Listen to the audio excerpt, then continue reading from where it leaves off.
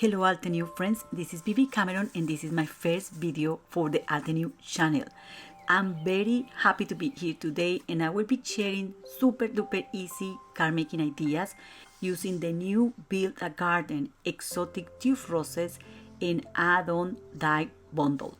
Alteneu always provides you with information and ideas about how to use these products, and they even give you ideas about the colors you can use with every single product.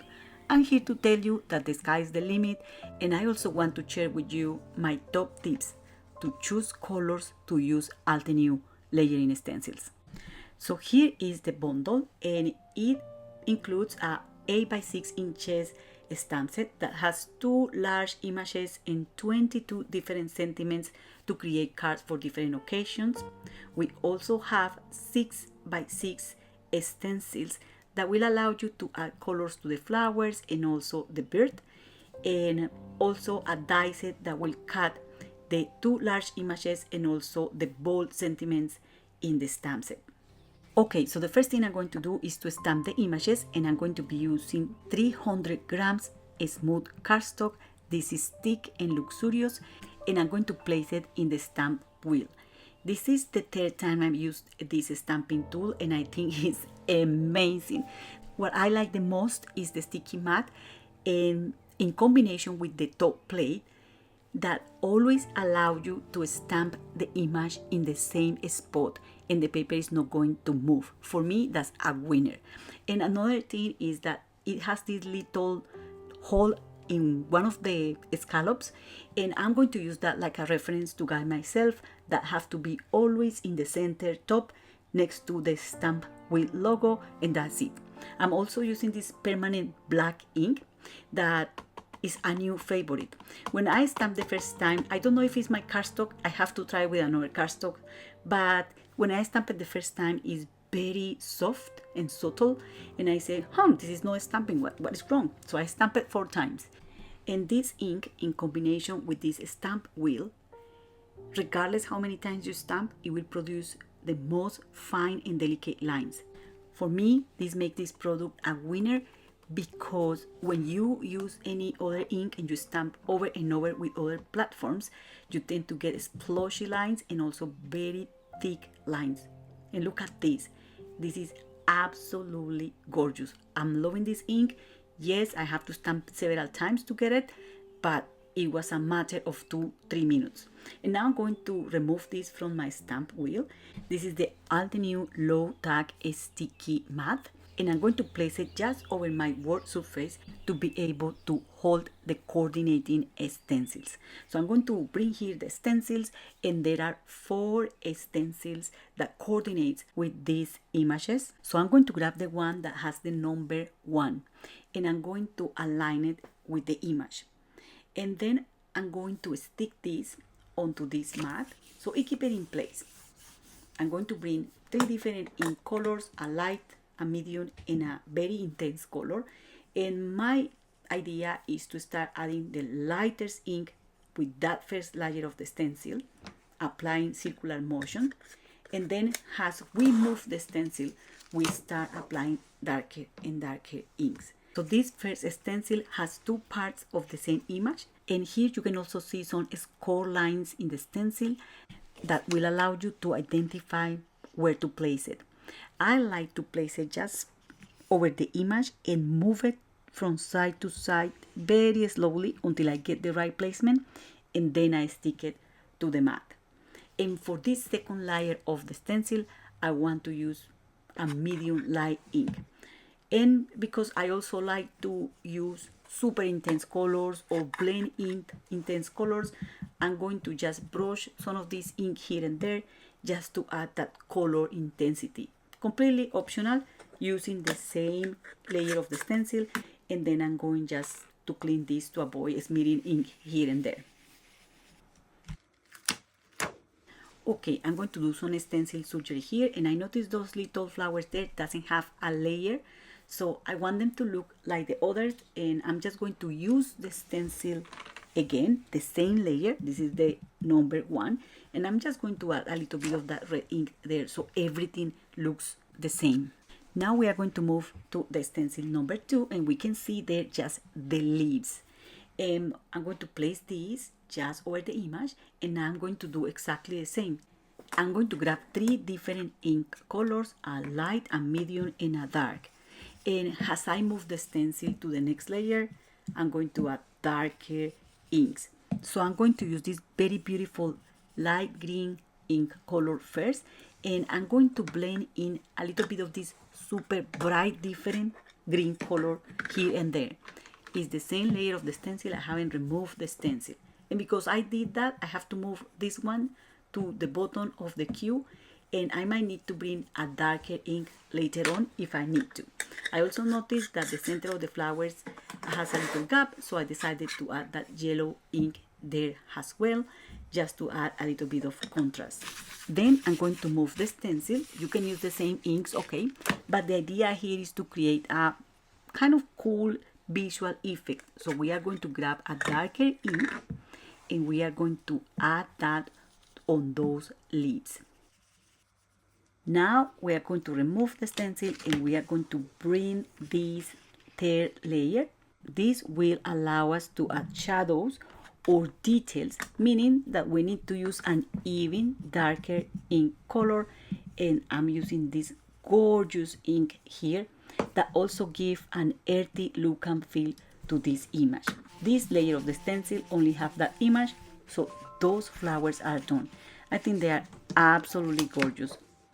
Now we are going to use the 4th layer of the stencil, that is to add color to the other image. So this stencil alone has different parts of that image, and I'm not going to kind of follow any order. I'm just going to add ink here and there, but here I'm going to start adding ink from dark to light.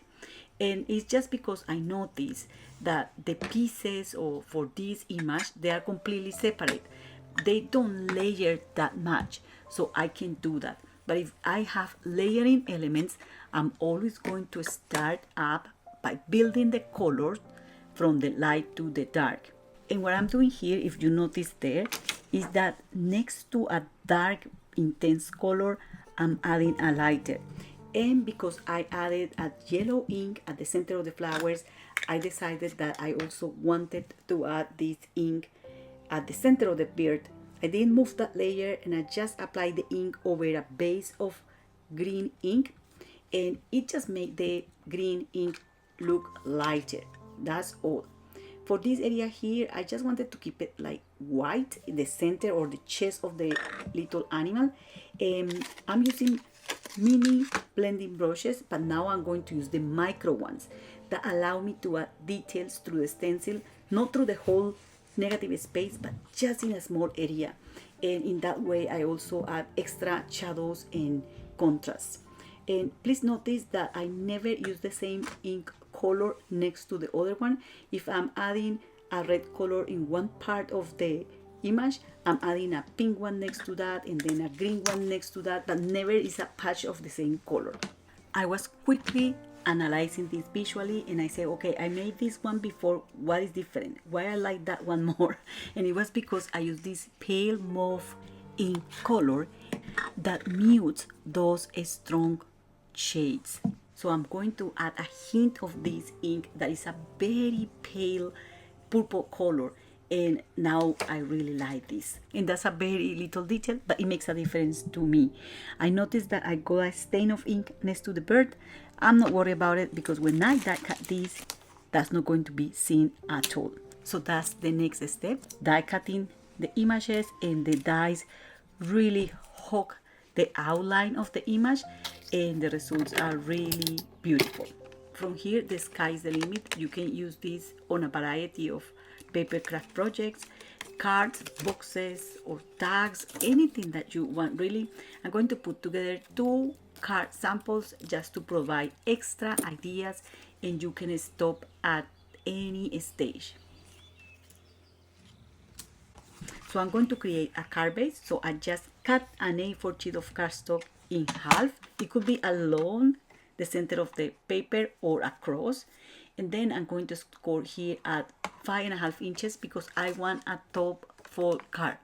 Those are my favorites. I like them more. I just don't know why. It's just a preference. And I'm going to use one of these for one of the samples today. So for the newbies, this is how you make card bases. And use 300 grams smooth cardstock, very thick and nice. Now I'm going to bring a 5 by 7 inches panel and also this Ornate Nesting Die Set. And I'm going to use the larger die in that set to cut a window in that panel. And the window is not centered, it's more towards the bottom of the panel. Then I'm going to adhere this flower cluster like so, just by adding a little bit of glue in those areas of the die cut that touches the edges of that inner frame. And you can just stop there. This is just a topper. But if you like to add texture, you can also add some ink to a background panel. I'm using here any of those pink colors that I use for the images, and you can use a blending brush, or you can also do some ink smudging just by applying the ink on a plastic bag, then spray this with water and just pressing that down over the cardstock. And just allow that to dry, and then you can just place your panel over that, and that alone looks pretty nice. But I decided to go further, and then I'm going to add a piece of acetate behind this panel. I'm using double-sided tape here. I'm not a fan of this tape, but I ran out of the other tapes, so I'm using what I have, and I'm going to add this piece of acetate over. And I want to show you here that this also will make a very nice lid for a box or a memory book. But we are going to use it for card making. So I'm going to add tape again, making sure that that tape doesn't have any crease. And we are going to remove the backing of the tape to add this confetti just there. And you can also add this confetti over the backing panel and then stick this piece over it, but I'm doing it this way. The order in which you do this doesn't affect the results. And there you go, a ultra slim checker element for your cards or your memory albums or anything else you have in your mind. I'm going to trim this a little bit, and I'm going to add tape here at the back to be able to add this to the card base. That tape also gives stability to the paper, so everything will be adhered just in place, just like that. And then I'm going to use dimensional foam pads to add our little bird. I'm going to stamp the sentiment, also using the stamp wheel in permanent black ink. And I'm going to trim a banner just using a guillotine. And then I'm going to add liquid glue behind this banner. I'm going to spread it with a piece of paper. I'm going to allow the glue to dry a little bit to be able to adhere it perfectly on that piece of acetate there. And I'm sliding that banner just at the edge of that die cut window and behind the bird tail. I like to add die cut words to my cards, so to create that sentiment I use a die from Sweet Expressions die set, and this card is done. So as you can see there, you can stop at any stage of the process. Kind of this is the maximum that we can put and make more. And I could keep going, but I think less is more in card making. And as you can see here, this card is very thin, it doesn't have any bulk, and it's going to be very easy to mail, and it's not going to be damaged during postage. So the next sample, I'm going to put it together quite quick. This is the kind of cards I love because they are easy and quick. So I'm just adding that die cut over that panel. I stamped a sentiment in that corner, and using a little butterfly from this stamp set, I stamped this butterfly here. I fussy cut it, and I'm going to use black thread to wrap this around that butterfly, and I'm going to create a pair of antennas just by making a knot at the back of this little image. Then I'm going to add glue on this, and I'm going to add it to that topper to then stick this on a card base using double-sided adhesive foam. I'm going to add some sequins, and this is the way I do it. So I add a glue dot here and there, and then I'm just placing over those sequins. And that's all for today. I hope you enjoyed this video and the ideas. These are very basic tips, but I really hope they can help you in your stamping journey. Thank you very much for having me today, and happy crafting. Bye.